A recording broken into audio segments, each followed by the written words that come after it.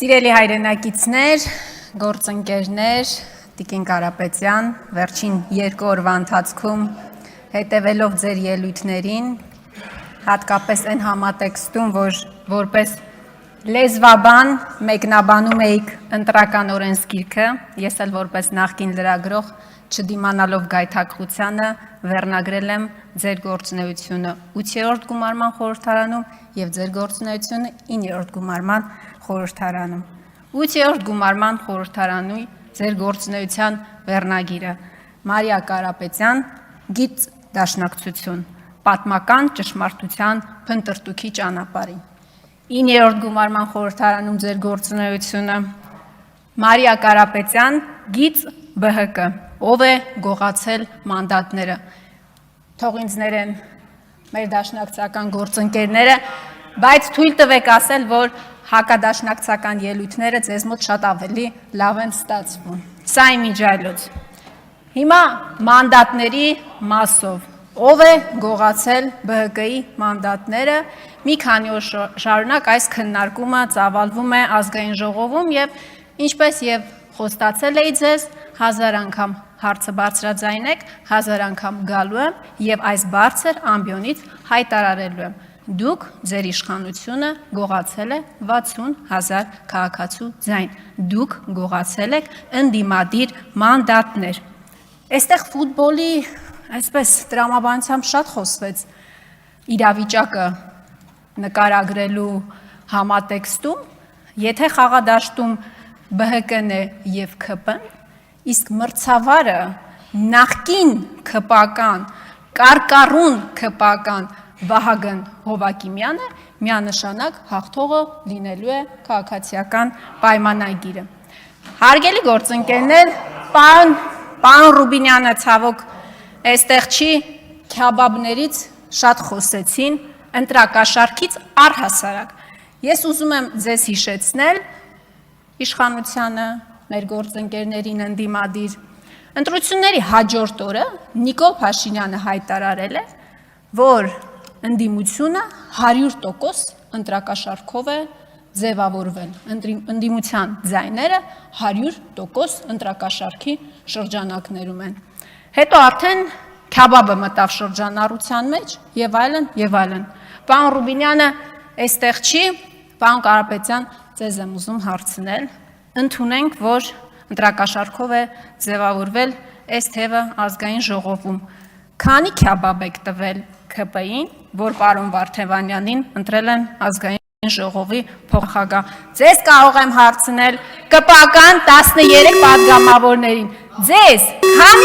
քանի քյաբաբ են տվել, որ պարոն Վարդևանյանին ընտրել եք որպես ազգային ժողովի փոխնախագահ։ Ես վստահ եմ, որ դուք առիթ կունենաք այս հարցին պատասխանելու եւ ես միանշանակ սպասելու եմ այդ պատասխանին։ Ամեն ինչ շատ պարզ է։ Վարչական դատարանը հստակ արձանագրել է, որ պետք է իրականացի վերաքվյարկություն չի արձանագրել։ Դուք մեջբերում եք սահմանադրական դատարանի որոշումը։ Մենք ընդդիմությունը ի սկզբանե սահմանադրական դատարան դիմելուց առաջ հստակ հայտարարել է, որ որևէ ակնկալիք չունի սահմանադրական դատարանից։ Մենք մեր հանրությանը չենք խաբել։ Մենք հստակ ասել ենք, որ այն բոլոր ընտրակեղծիքները, այն բոլոր խախտումները, որ եղել է ընտրական process-ի ժամանակ, այս process-ը հնարավորությունը հանրությանը դա ցույց տալու համար։ Կներեք, դուք կարող եք Սեդա Սաֆարյանից ակնկալիքներ ունենաք, բայց մենք Սեդա Սաֆարյանից ակնկալիք չենք ունեցել։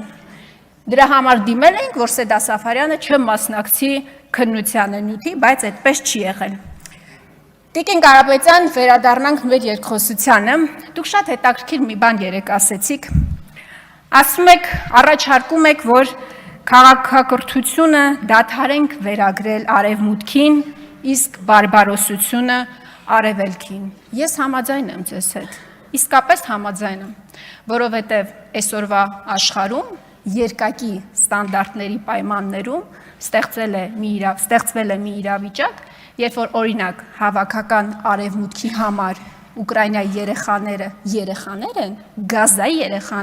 երեխաներ չեն։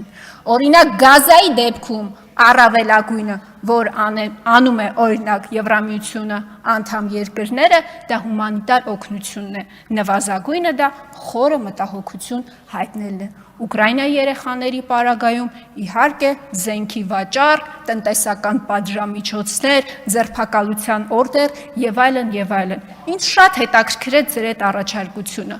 Ժողովրդավարություն, մարդու իրավունքներ, այն բոլոր արժեքները, դասական պատկերացումները արևմուտքի մասին եւ իր դավանած արժեքների մասին, որ մենք ունեցել ենք, ես համաձայն եմ ձեզ հետ, որ դրանք այլևս քննարկման առարկա պետքա դառնան։ Բայց ես առաջարկում եմ այդ դիլեմայից դուրս գանք, վերադառնանք մեր օրեր Հայաստանի Հանրապետություն եւ քննարկենք ինչ է քաղաքական հետապնդումը։ Քաղբանտարկյալների մասին նաև այս երկու օրվա ընթացքում շատ խոսվեց, այսօր էլ խոսվեց։ Ինչ է քաղաքական հետապնդումը իրենց Տիկին Կարապետյան։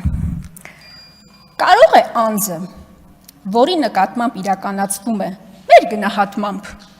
ուզում եք անունը դրեք մեր սուբյեկտիվ գնահատականներով քաղաքական հետապնդում, այդ մեղադրանքները լինեն իրական։ Կարող է։ Պատասխանը այո, կարող է։ Ես չգիտեմ Գագիկ Ծառուկյանի, եթե խոսք այս դեպքում վերաբերվում է Գագիկ Ծառուկյանին եւ իր նկատմամբ իրականացվելի քաղաքական հետապնդմանը, ես չգիտեմ դետալները իր ունեցվածքի ձեռքբերման, բայց ես երկու բան գիտեմ, որը փաստում է, որ դուք Գագիկ Ծառուկյանի նկատմամբ իրականացնում եք քաղաքական հետապնդում։ Ընտրովի արդարադատություն։ Երբ որ այն, ինչ արել է Գագիկ Ծառուկյանը, եթե պայմանական ընդունենք, որ ամբողջ մեղադրանքը իրավացի է, իրավական է, օրենքի տառին համապատասխան է իրավունքի տեսանկյունից։ Այն, ինչ արել է ինքը ձեզ համար տեսանելի է, բայց շատ այլ գործընկերների պարագայում դուք դա չեք տեսնում։ Հաջորդը քաղաքական մոտիվացիան, Տիկին Կարապետյան։ Ոնց է ստացվում, որ դուք արդարադատություն եք իրականացնում, ճակերտավոր արդարադատություն եք իրականացնում անձի նկատմամբ, երբ մարդը սկսում է զբաղվել եւ ներգրավում է քաղաքական process-ների մեջ, դրանից առաջ կամ դրանից հետո։ Այս ամբողջը փաստում է, որ եթե անգամ մեղադրանքների մեջ ճշմարտացիություն կա, այն process-ը, որը որ դուք իրականացնում եք, դա քաղաքական հետապնդում է։ Ես մի քանի տերմիններ եմ առանձնացրել ձեզ համար։ Անձնական եւ ընտանեկան կյանքի իրավունք, մասնավոր կյանքի անձեռնմխելիության իրավունք, կրոնի ազատության իրավունք, անմեղության կանխավարկած, անձնական տվյալների պաշտպանություն, կանանց իրավունքների պաշտպանություն, ծանոթ են, չէ՞, այս բոլոր տերմինները ձեզ ծանոթ են, չէ՞։ Դուք տարիներ շարունակ միջև падգամավոր դառնալը կամ գուցե հիմա պայքարել եք, չէ՞ դրա համար։ Սա գիտեք ինչ է։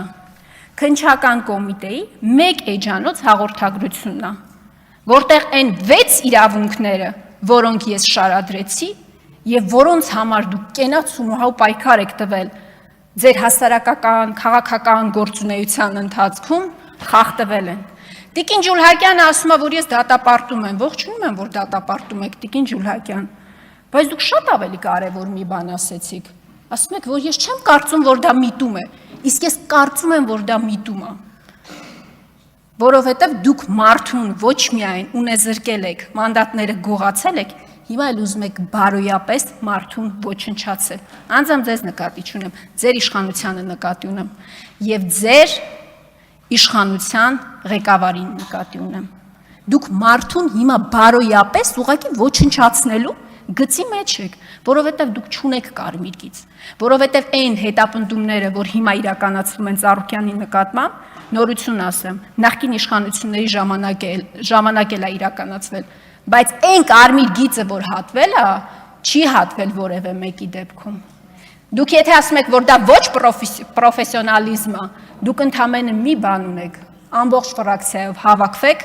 զանգեք Նիկոլ Փաշինյանին, ներկայացնեք ձեր դիրքորոշումը եւ առաջարկեք ոչ պրոֆեսիոնալ ՔԿ նախագահին ազատել աշխատանքից։ Իսկ առհասարակ ես վերջին օրերին գիտեք ինչ եմ մտածում, ավարտում եմ 3 վայրկյան։ Դուք իրականում վերածվել եք այն քաղաքական հրեշին, որի դեմ տարիներ շարունակ պայքարել եք։ Շնորհակալ եմ։ Շնորհակալություն Տիկին Խամոյան, բայց քանի որ հարց բարձրացրիք, թե արդյոք ընտրակաշարքի դիմաց են կընտրել պարոն Արամ Վարդևանյանին, թե ոչ, դե Քյաբաբն էլ ընտրակաշարքի մաս, ասեմ, որ ոչ, եւ այո, թեև մենք կարծում ենք, որ ընդդիմադիր քաղաքական ուժերի ընտրողների 70%-ը քվեարկել է նրանց ընտրակաշարքի դիմաց, նույնիսկ եթե նրանց փոխարեն ուրիշ ընդդիմություն լիներ, նրանք խորհրդանում չլինեին, իմ կողքին էստեղ նստելու էր միևնույնը ընդդիմադիր ԱԺ փոխնախագահ։ Բայց Տիկին Խամոյանը լինելով ամենախորամանկ ընդդիմադիր падգամավորը, ես հասկացա, որ փորձում է մեզ համոզել, որ ընդդիմադիր հաջորդ տեխնացուներին ընտրել պետք չի։ Տիկին Խամոյան, ձեր առաջարկը կարծում եմ քննարկման արժանի է։ Շնորհակալություն։